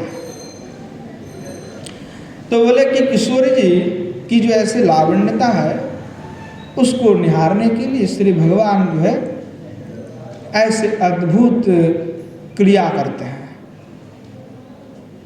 तो कहने लगे कि किशोर जी का जो लावण्य राशि है वो भगवान को विमुग्ध करने वाला है। और कहने लगे कि श्री किशोर जी का ललिता अलंकार भी है, जिसका कारण श्री भगवान जो है उनका वशीभूत है। जो अलंकार है अर्थात श्री किशोर जी की जो अंग भंगिमा है वह चालन भंगिमा से भगवान विमोहित हो जाते हैं। जैसे किशोर जी चलती है तो चलने से श्री भगवान देखती दूर से तो दूर से देख करके वो विमोहित हो जाते हैं श्री भगवान।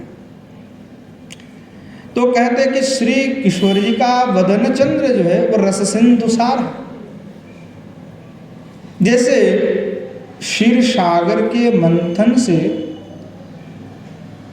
उसका सार रूप सुधानिधि चंद्रमा का प्रकट होता है, ठीक वैसे ही प्रेम रस सिंधु का मंथन करने पर श्री राधा का अकलंक वदन चंद्र का उत्पन्न हुआ है।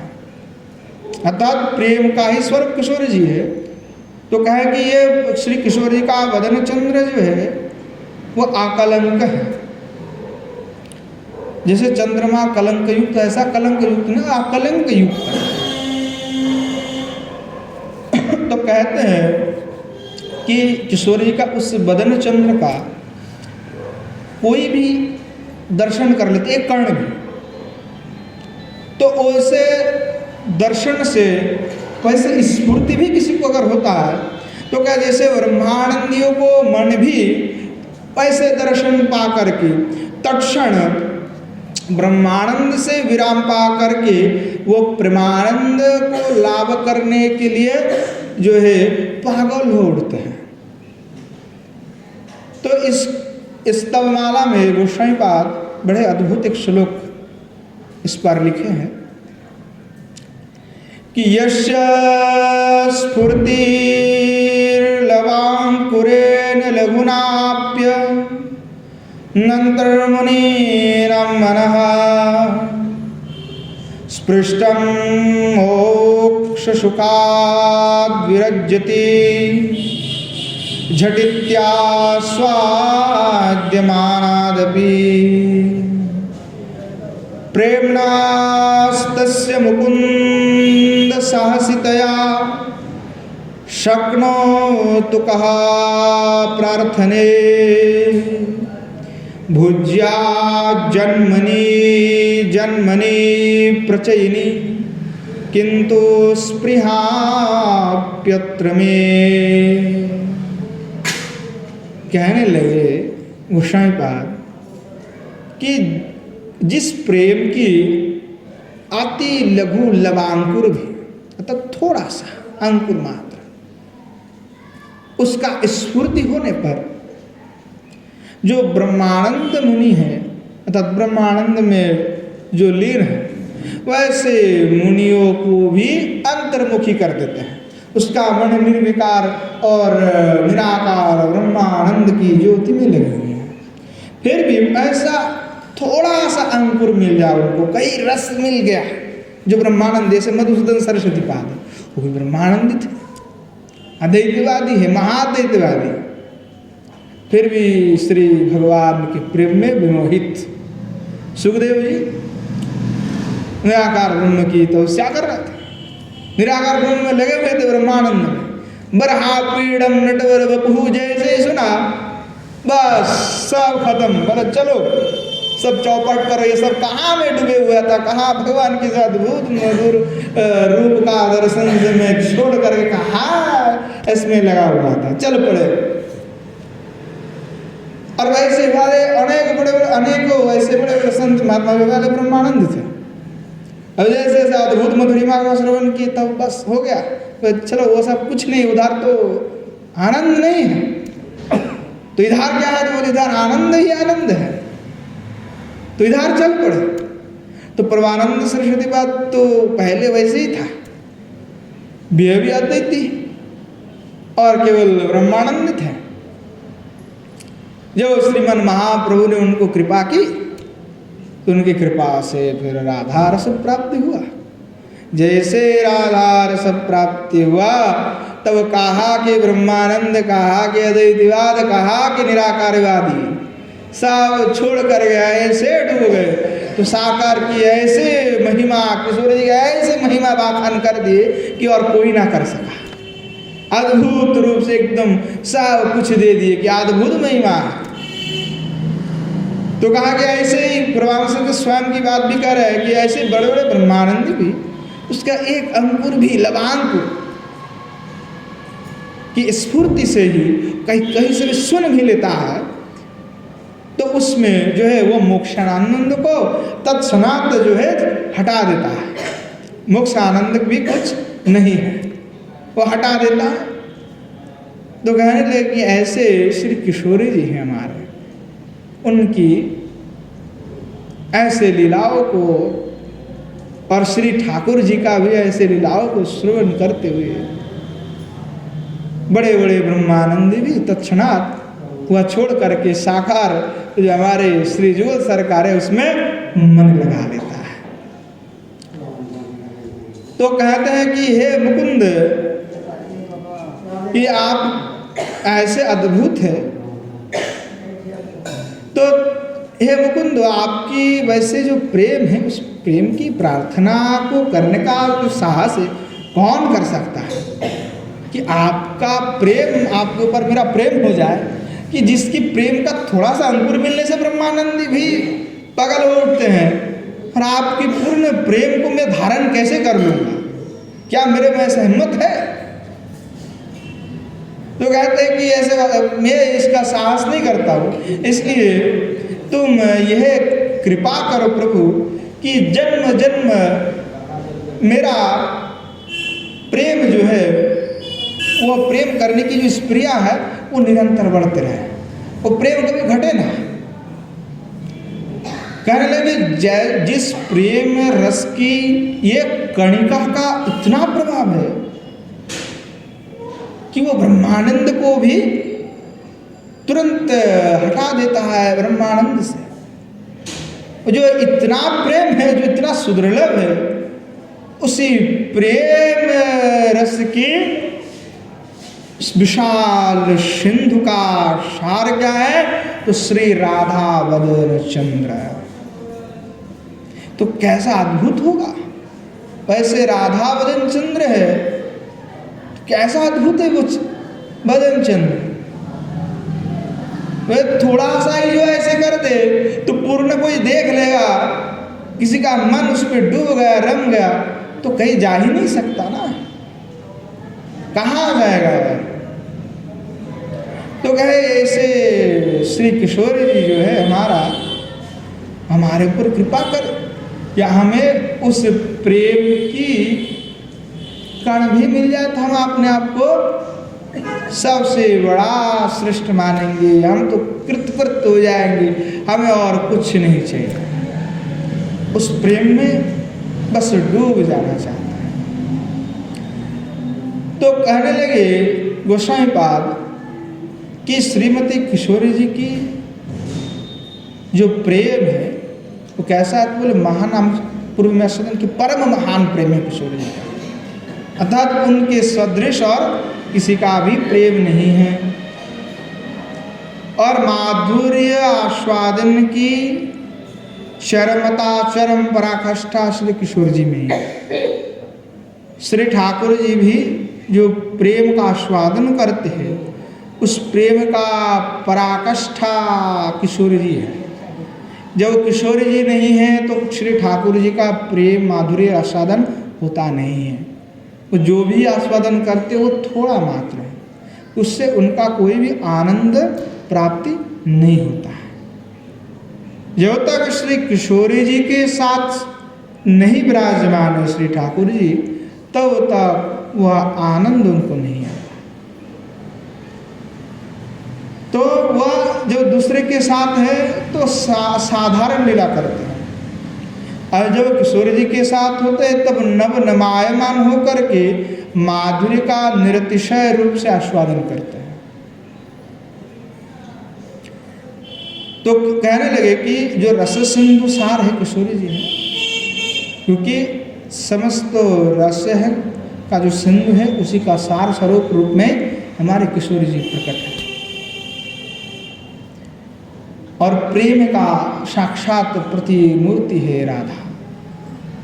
सब कुछ प्रेम में है, और इस संसार में प्रेम के बिना कुछ होता भी नहीं है।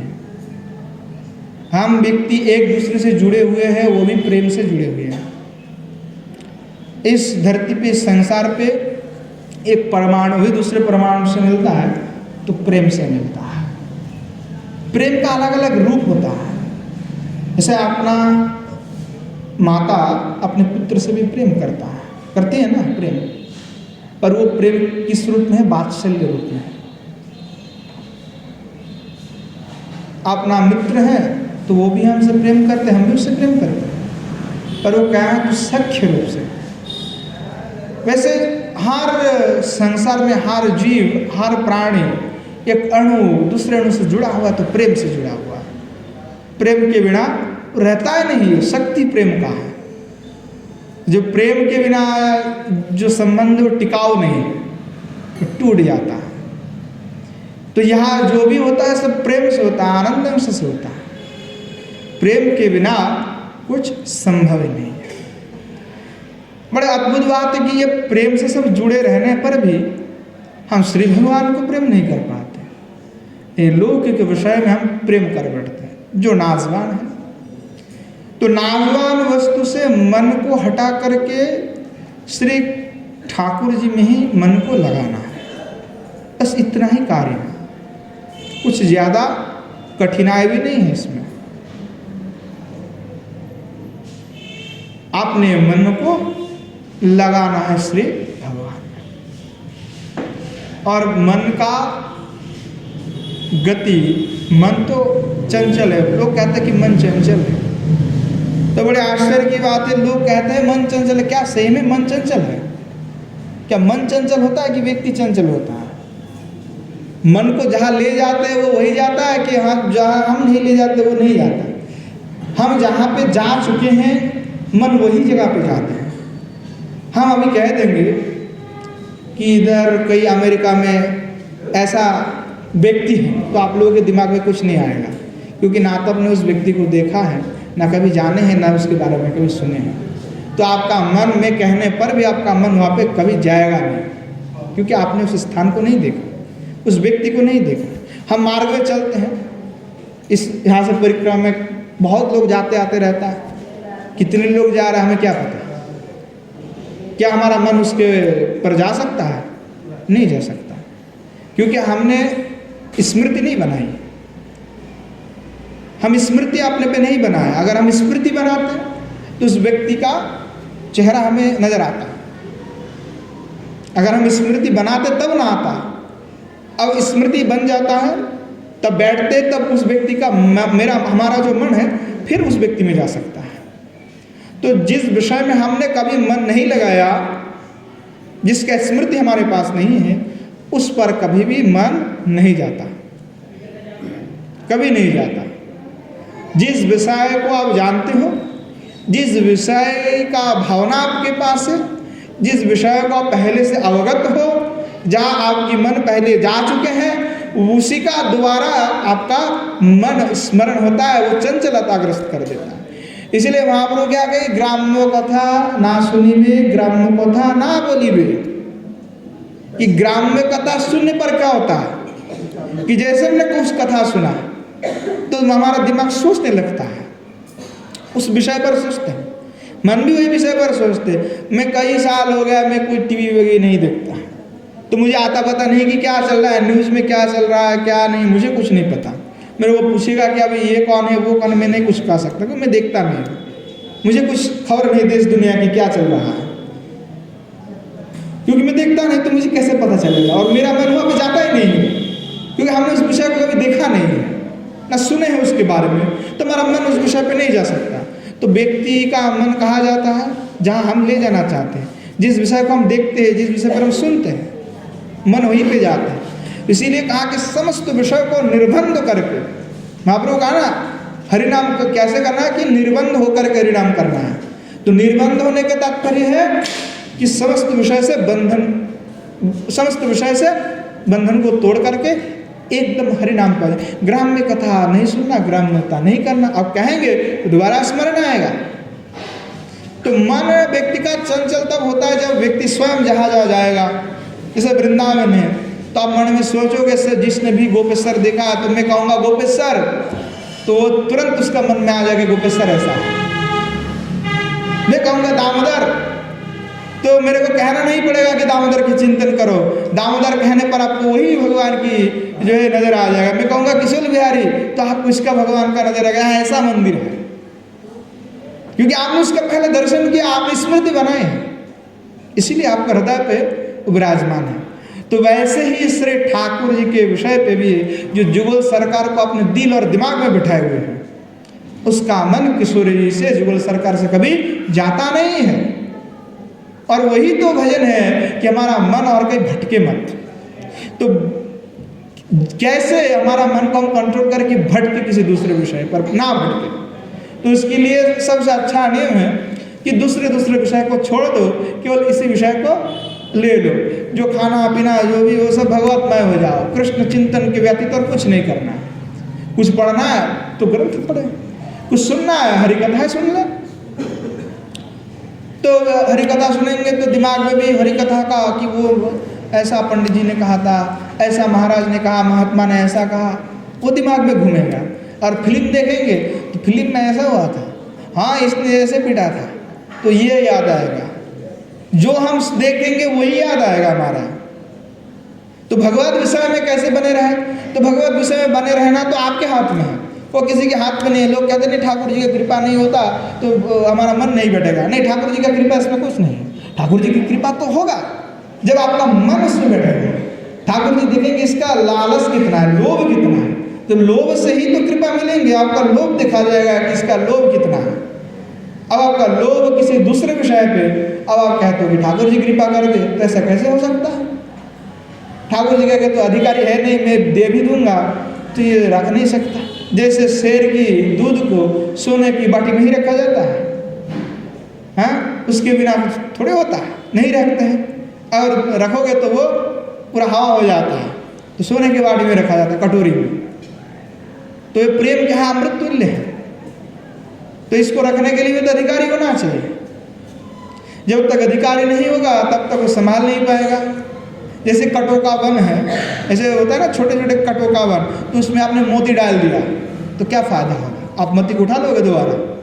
और काटो के जो छोटे छोटे पौधा है उसमें अपने मोती डाल दिए, भाई आप उसको हाथ कैसे लगाओगे? मोती तो आपने डाल दिए, तब उसको हाथ से उठा नहीं सकते ना। और उठाने जाओगे तो कांटा चुभेगा, तो उस डर से कोई उठाएगा भी नहीं, तो फायदा क्या हुआ मोती डालने का? तो ऐसे अनर्थ हो जाता है। इसीलिए भगवान कहते हैं इसको देकर भी क्या करूँगा, तो रख नहीं पाएगा। परिशुद्ध नहीं होगा तब तक होगा नहीं। इसलिए मन चंचल हम करते हैं, हम दूसरे विषय पर जैसे लगा देते हैं मन को, तो मन वही सोचता है, वही भटकता है। और आप पूरा दिन भगवत विषय का चिंतन करेंगे, फिल्म देखना छोड़ देंगे, उसके बदले में श्री ठाकुर जी की हरि कथा सुनेंगे, तब के दिमाग में हरि कथा आएगा, भगवान का लीला आएगा। और दूसरे विषय देखेंगे तो दूसरे विषय आएगा। तो मन चंचल हम स्वयं कराते हैं। मन चंचल तो मन तो वहीं पे जाता है जहाँ पे हम लगाते हैं। इसीलिए शास्त्र में कहा गया मनुष्याणा मन बंधन मोक्षण कारण है, कि जो मनुष्य का मन है वही बंधन और मोक्ष का कारण है, कोई और दूसरा कारण नहीं है। विषय में लोग कहते हैं कि मैं विषय में फंस गया। अरे आपने कौन फंसाया आपको? आप स्वयं फंसे हुए हैं। व्यक्ति को थोड़ी कोई कहता कि तुम फंस जाओ विषय में। स्वयं का संसार हम स्वयं बनाते हैं। हमारे लिए कोई संसार दूसरा कोई नहीं बना के देते हमारा संसार। हम स्वयं धीरे धीरे संसार बनाते हैं और स्वयं संसार बना के स्वयं फंस जाते हैं। मतलब स्वयं जो है संसार की जाल बुनते हैं और बुन कर के स्वयं उसमें फंस जाते हैं। इसमें किसी दूसरे का हाथ ही नहीं है। व्यक्ति कहता है कि किसी ने मुझे दुख दिया, किसी से मैं दुखी हूँ। भाई कोई किसी को दुख नहीं देता, स्वयं आप दुख पाए हो। अगर आप उससे नहीं जुड़ते तो आपको दुख नहीं होता। अगर आप किसी से प्रेम नहीं करते तो आपको दुख नहीं होता। आपने गलत व्यक्ति से प्रेम किया इसलिए आपको दुख हुआ। इसमें व्यक्ति का क्या दोष है भाई? ये तो अपना दोष है। व्यक्ति स्वयं की दोष देखता है नहीं, क्योंकि वह व्यक्ति जो स्वयं को सबसे श्रेष्ठ मानते कि मेरे जैसा और कोई दूसरा नहीं है। और सही भी बात कि मेरे अपने जैसा कोई दूसरा होता ही नहीं है। मेरे जैसा आप नहीं हो सकते, आपके जैसा मैं नहीं हो सकता। हाँ, पर यह हो सकता है कि भजन एक जैसा किया जा सकता है, कि जो भजन की मार्ग है वो एक हो सकता है। कि आचार्य ने जो कहा उस मार्ग को अनुसरण हम सभी एक ही तरीका से कर सकते हैं। नियम भजन कि हम 1 लाख हरिनाम करेंगे तो 1 ही लाख करेंगे, सभी कर सकते हैं। तो कृपा किसका होगा कि हम ध्यान तो लगाए बैठे भगवान की, मन में कोई फिल्म का सभी आ रहा है, तो ध्यान का बेकार हो गया कि नहीं हो गया? विषय कुछ दूसरा हो गया कि नहीं हो गया? तो कहा कि परिपूर्ण अविच्छिन्न तैलधरा पर अगर ध्यान लगाए तो इस हृदय में श्री भगवान का चित्र बनना चाहिए। हम जैसे आंखें मूंदे, आंखें बंद किए तो साक्षात श्री राधा गोविंद का दर्शन होगा। ऐसे अगर हम करते हैं तब समझना चाहिए कि मन लगे ठीक जगह पर। अभी अगर ऐसे ही आँख बंद करने पर दुनिया भर की सब याद आ रहा है तो मतलब हमारा मन इतना चंचल है कि भगवान में अभी लगा नहीं सकते। इसलिए गुरु पद पद्म का महत्व का सेवा करें, जिनकी कृपा से हो सकता है कि हमारा मन लग रहा है। भगवत विषय पे लगे रहें। जब तक भगवत विषय पे नहीं लगे रहेंगे तब तक कुछ होगा नहीं। तो जुगल सरकार में मन लगाने का और दूसरी कोई उपाय नहीं है। तो आपने पास ही है कि आप भगवत विषय को लेकर के रहें। भगवत विषय के लेकर के रहने से मन जो है भगवत विषय में ही लगे रहता है और घूम फिर करके वहीं पे आ जाएगा। और घूमेगा भी तो कहाँ? भगवत विषय में घूमेगा। जो रसोई करते ठाकुर जी के लिए करते, भोग भी लगाते ठाकुर जी के लिए, स्वयं की तुष्टि के लिए नहीं। तो स्वयं की तुष्टि के लिए जब व्यक्ति करते तो वो काम हो जाता है, और श्री भगवान के प्रत्यार्थ में अगर करते तो वह प्रेम हो जाता है। तो आत्म इंद्रिय की वांछाओं को छोड़ करके जैसे युगल सरकार में अपना मन पूरा लगा ले और विषय को केवल कृष्ण विषय को ही बना ले तो उसका भगवत प्राप्ति, प्रेम प्राप्ति हो ही जाता है। उसमें कोई भी रोक नहीं सकता। इस संसार में भगवत प्राप्ति से कोई आपको बाधित कर ही नहीं सकता। ऐसा कोई शक्ति, ऐसा कोई सामर्थ्य नहीं जो आपकी भगवत प्राप्ति के लिए बाधक हो सकता है। ऐसा कोई शक्ति नहीं है, कोई किसी में सामर्थ्य नहीं कि आपकी भगवत प्राप्ति से आपको कोई रोक ले। व्यक्ति स्वयं को रोकते हैं, इसीलिए संभव नहीं हो पाता। तो कहा कि इसीलिए मन को महाप्रभु कहा कि ग्राम्य कथा आदि से वर्जित होकर के संपूर्ण रूप से एकांतिक रूप से श्री युगल सरकार के अपना मन निवेश कर दे कि बाह्यिक रूप से भी श्री ठाकुर जी की सेवा आदि करे और जो नित्य भाव है, जो सिद्ध साधक भाव है, उस भाव में नित्य लीला का चिंतन करें।